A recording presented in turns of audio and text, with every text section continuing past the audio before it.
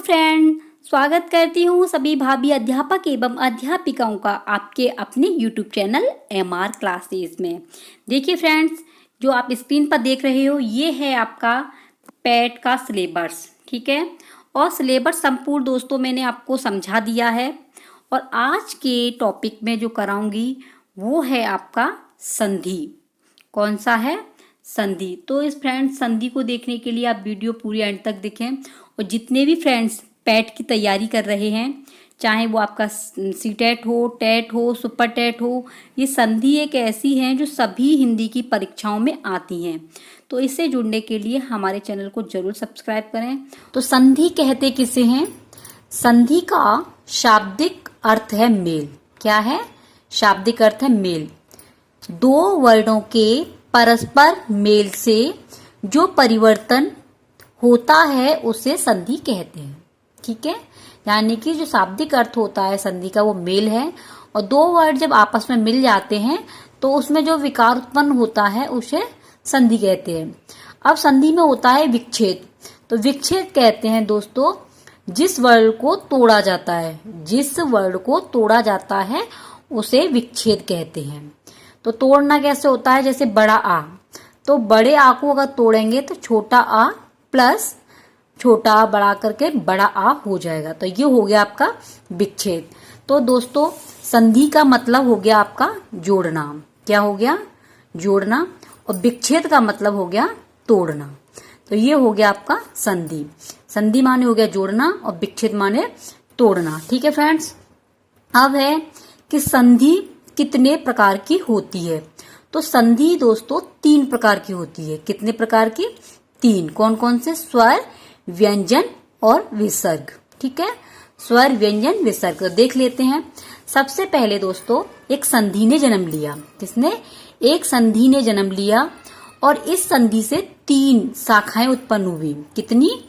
3 शाखाएं उत्पन्न हुई दोस्तों। कौन कौन सी? नंबर 1 स्वर, नंबर 2 व्यंजन और नंबर 3 विसर्ग। तो संधि एक है, इस संधि से 3 शाखाएं हुई, स्वर संधि, व्यंजन संधि और विसर्ग संधि। प्रश्न बनता है कि संधि किसे कहते हैं? तो 2 शब्दों के शाब्दिक मेल को संधि कहते हैं। संधि कितने प्रकार की होती है? तो संधि 3 प्रकार की होती है। कितने प्रकार की? 3 प्रकार की होती है। कौन कौन सी? स्वर संधि, व्यंजन संधि और विसर्ग संधि। अब है स्वर संधि किसे कहते हैं? तो स्वर संधि दोस्तों अपने आप में स्वतंत्र होती है, जो किसी का सहारा नहीं लेती उसे स्वर संधि कहते हैं। व्यंजन संधि किसे कहते हैं? व्यंजन स्वर की सहायता से बोले जाते हैं, जो स्वरों की सहायता लेते हैं उसे व्यंजन कहते हैं। विसर्ग संधि किसे कहते हैं? जो स्वर और व्यंजन दोनों की सहायता लेते हैं उसे विसर्ग संधि कहते हैं। अब जब ये स्वर संधि हुई तो स्वर संधि की 5 शाखाएं उत्पन्न हुई। कितनी? 5। कौन कौन सी हैं दोस्तों? नंबर 1 दीर्घ संधि, नंबर 2 गुण संधि, नंबर 3 है वृद्धि संधि और नंबर 4 यट संधि, नंबर 5 अयादी संधि। तो यानी कि स्वर संधि के जो भेद हैं, स्वर संधि के भेद, तो स्वर संधि के भेद कितने हो गए दोस्तों? 5, ठीक है। ये 5 आपके स्वर संधि के भेद हैं। अब है दीर्घ। दीर्घ संधि कहते किसे हैं? तो दीर्घ की ट्रिक है कि इसमें जो है आपका बड़ा आ, बड़ी ई, बड़ा ऊ, ये इसमें आते हैं। यानी कि इसमें बड़ी मात्रा आती है, बड़ी मात्रा होगी या बड़ा डंडा होगा, ये आपकी दीर्घ संधि में आता है। गुण संधि की ट्रिक है कि इसमें दोस्तों छोटी ए या छोटा ओ आता है, ठीक है। यानी इसमें एक मात्रा आएगी, चाहे छोटी ए की आए चाहे वो आपकी छोटे ओ की आए। ये गुण संधि की पहचान है। वृद्धि संधि की पहचान है कि इसमें 2 मात्राएं आती हैं, यानी बड़ी ए और बड़ा औ। तो इसमें 2 मात्राएं आएंगी, चाहे बड़ी ए की आए या आपकी बड़ा औ। तो इसकी 2 मात्राएं आती है वृद्धि की। यड़ संधि। यड़ संधि में दोस्तों आधा वर्ड आता है, आधा वर्ड किसमें आता है? आपका यड़ संधि में। अयादी में इसके जो एग्जाम्पल होते हैं वो ज्यादातर 3 अक्षर के होते हैं। कितने के होते हैं?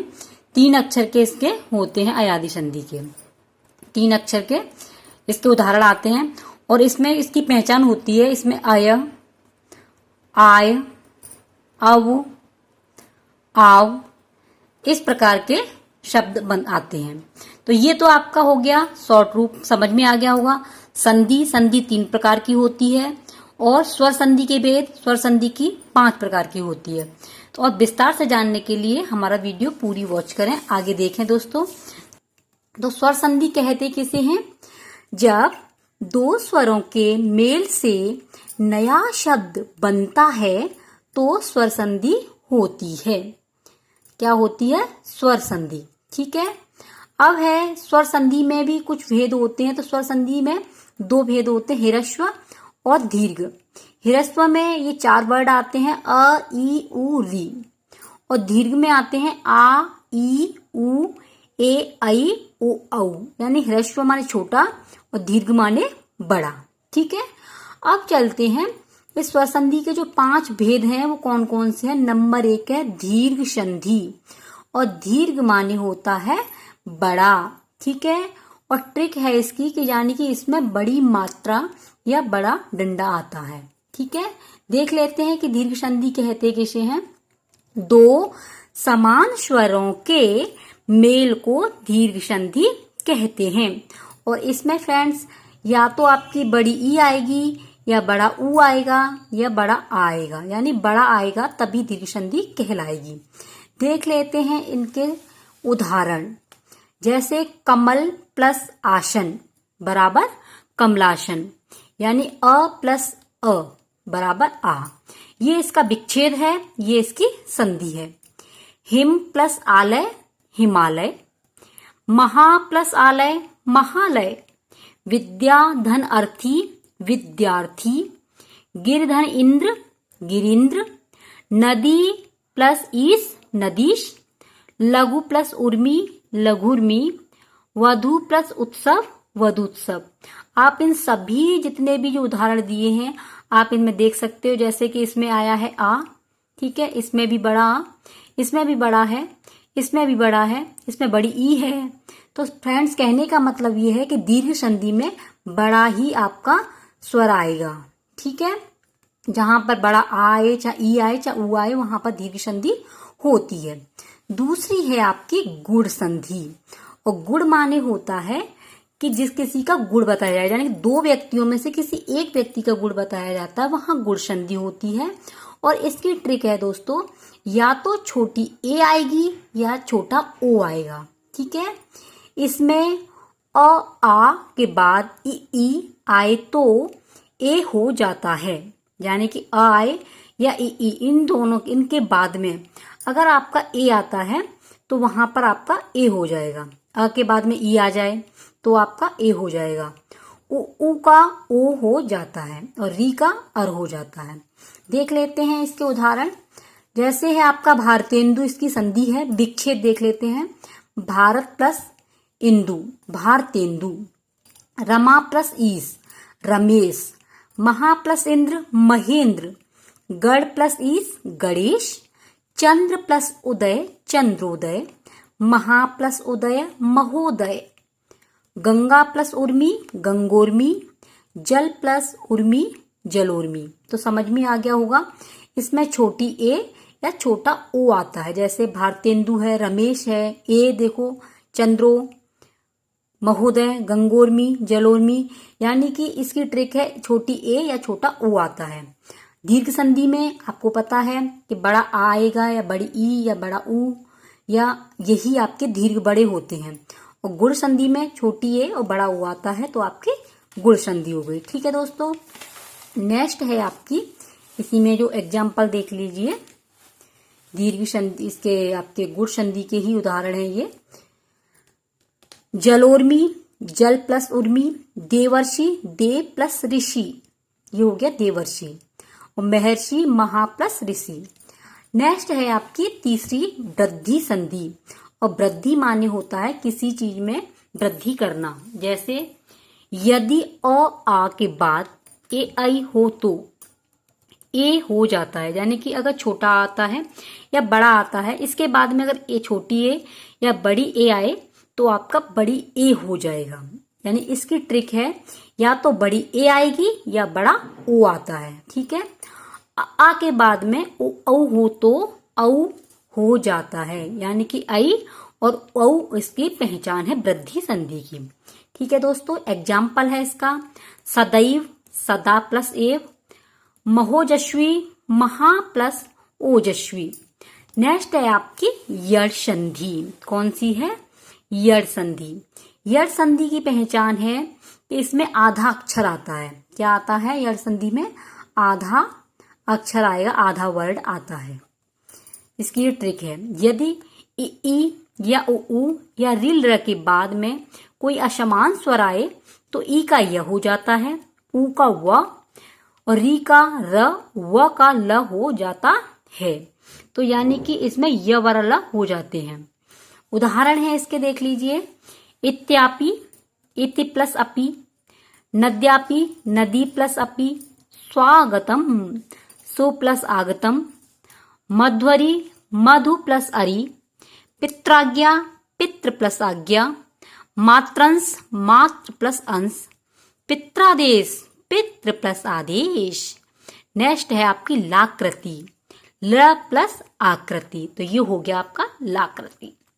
अगली है आपकी अयादि संधि। और अयादि संधि है दोस्तों, जब ए आई के बाद असमान स्वर आए तो इनके स्थान पर अय, आव, अव या आव हो जाते हैं। और इसकी ट्रिक है कि इसमें 3 वर्ड ही आते हैं, ज्यादातर है जो यूज होते हैं इसमें संधि आती है तो वो 3 वर्डों की ही आती है। जैसे देख लेते हैं हम, ये है आपकी चयनम, तो चे प्लस अनम आय हो गया। नयन, ने प्लस अन, नयनम। नायक, नई प्लस अक। गायक, गई प्लस अक। पवन, पो प्लस अन। भवन, भो प्लस अन। और पावक की पौ प्लस अक और पावन, पौ प्लस अन। तो ये हो गई आपकी स्वर संधि, यानी कि संधि जोड़ने को बोलते हैं। संधि के 3 भाग होते हैं, स्वर, व्यंजन और विसर्ग। स्वर संधि 5 प्रकार की होती है। ठीक है, कौन कौन सी? नंबर 1 दीर्घ संधि, नंबर 2 गुण संधि, नंबर 3 वृद्धि संधि, नंबर 4 है आपकी यड़ संधि और नंबर 5 अयादि संधि। ठीक है दोस्तों, अगली है आपकी व्यंजन संधि। ये देख लेते हैं। आज की वीडियो में मैं संपूर्ण संधि कराऊंगी, तो इसलिए फ्रेंड्स वीडियो जो है पूरी अंत तक देखें। ये है दोस्तों आपकी व्यंजन संधि। व्यंजन संधि किसे कहते हैं? यदि स्वर के साथ व्यंजन आए तो व्यंजन संधि कहते हैं। आदेश किसे कहते हैं? वर्ड को बदलकर दूसरा लिखना आदेश। आगम, नया वर्ड जोड़ना। लोप, हटा देना। प्रकृति भाव, उपरोक्त तीनों विकार न हो तो प्रकृति भाव होती है। अब देख लेते हैं व्यंजन संधि के नियम। तो नियम नंबर 1 है इसका व्यंजन संधि का, जिसमें से संधि आ जाती है, यदि वर्ग के प्रथम वर्ड के साथ किसी सघोष का योग हो तो 5वां को छोड़कर प्रथम वर्ड अपने ही तीसरे में आदेश हो जाता है। जैसे वागीश, वाग प्लस ईस, तो ये हो गया आपका वागीश। दिगंबर, दिक प्लस अंबर, दिगंबर। सदाचार, सत प्लस आचार। तो ये किसके उदाहरण है? आपके व्यंजन संधि के। दूसरा है इसका एग्जाम्पल, देख लीजिए नियम। पहला प्लस 5वां नासिक के वर्ड हो, जैसे वांग्मय, वाग प्लस मय तो वांग्मय। सन्नारी, सत प्लस नारी। जगन माता, जगत प्लस माता, तो ये हो गया आपका जगन माता। ठीक है, नियम नंबर 3 है, त ट में और थ ठ में बदल जाता है, यानी त और त ट आए तो वो आपका थ और ठ में बदल जाता है। जैसे पुष्टि, ये है आपकी प्रष्टि, तो प्लस प्लस ती बराबर प्रष्टि। षष्ठ, सस प्लस थ, तो ये हो गया षष्ठ। तो ये हो गई आपकी संधियां। ठीक है फ्रेंड्स, विसर्ग संधि ज्यादातर इसमें आती नहीं है। अगर दोस्तों अगर आपकी कमेंट आएगी तो मैं जरूर आपको विसर्ग संधि कराऊंगी। तो आप जिस वीडियो को जहां तक हो शेयर करना और सभी पेट वाले दोस्तों के पास में पहुंचनी चाहिए। और जितने भी टेट चाहे आपका सी टेट यूपी टेट होता है उन सबके लिए दोस्तों इस वीडियो को शेयर करें। वीडियो जो परीक्षा में संधि आएंगी वो किस तरीके की आएंगी वो देख लेते हैं फ्रेंड्स। उदाहरण देख लीजिए इनके, जैसे लघुर्मी, लघु प्लस उर्मी, शब्दार्थ, शब्द प्लस अर्थ। तो लघुर्मी कौन सी संधि है? दीर्घ संधि। ये पता कैसे पड़ेगा? जब आप देख लेंगे, समझ लेंगे कि संधि कौन सी है, कैसे क्या बनी है, वो तब आपके समझ में आ जाएगा। अनावश्यक, अनु प्लस आवश्यक, अन प्लस आवश्यक। पूर्वानुमान, पूर्व प्लस अनुमान। चरितार्थ, चरित्र प्लस अर्थ। महत्वाकांक्षी, महत्व प्लस आकांक्षी। सर्वोत्कृष्ट, सर्व प्लस उत्कृष्ट। भोजनालय, भोजन प्लस आलय। सर्वोत्कृष्ट, सर्व प्लस उत्कृष्ट। संरक्षक, सम प्लस रक्षक। स्वावलंबन, स्व प्लस अवलंबन। परमावश्यक, परम प्लस आवश्यक। ये कौन सी है? दीर्घ संधि। तो दोस्तों ज्यादातर एग्जाम में आपके में दीर्घ संधि आती है, तो दीर्घ संधि को बहुत अच्छी तरीके से देख लें। सद्भावना, सत प्लस भावना। और आपकी ये है पुनरावृत्ति, ये विसर्ग संधि है। निरक्षर, विसर्ग संधि। निश्चय, निह प्लस चय। सहानुभूति, सह प्लस अनुभूति। ये कौन सी है? दीर्घ संधि। विद्यार्थी, विद्या प्लस अर्थी, ये भी दीर्घ संधि है। पराधीन, पर प्लस आधीन, दीर्घ संधि। स्वाध्याय, स्व प्लस अध्याय। विस्तृत, पर्यावरण, परि प्लस आवरण। मनोभाव, मनोभाव कौन सी है? विसर्ग संधि। ये भी बहुत इंपॉर्टेंट है। भोजनालय, भोजन प्लस आलय, दीर्घ संधि। भविष्योन्मुख, भविष्य प्लस उन्मुख। तो ये इस तरीके की आपके पेट एग्जाम में संधियां आई।